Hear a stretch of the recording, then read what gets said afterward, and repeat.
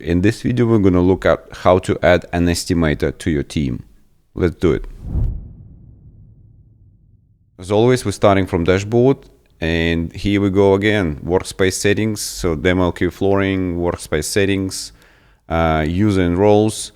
As we already have an installer, now we have in our company, we have an estimator. Let's add an estimator. Invite a user. Let's call it, I don't know, Tony Goose. Let's say like that. We're not gonna use him as now, but and then we're gonna use an estimator. So estimator will have a option, or both options. Use the web version, manage his all his quotes through the web version, and then obviously the app version as well. So he be able to use and add all the measurements through the app.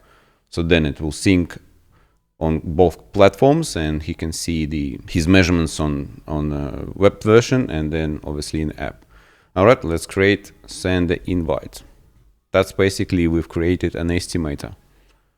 And now we have built a team with the owner, installer, and estimator. If that's your team, again, if you have multiple installers, if you have multiple estimators, then you need to look at the video, which is with the subscription plans. So then you might need to jump to a company which is up to 7 users. But here we are. We've created an estimator. We'll see you in the next videos when we're gonna assign him to a job and get more out of the estimator of Tony Goose. Anyway, thanks for watching. Leave me a comment below if you have any questions, and I'll see you at the next one.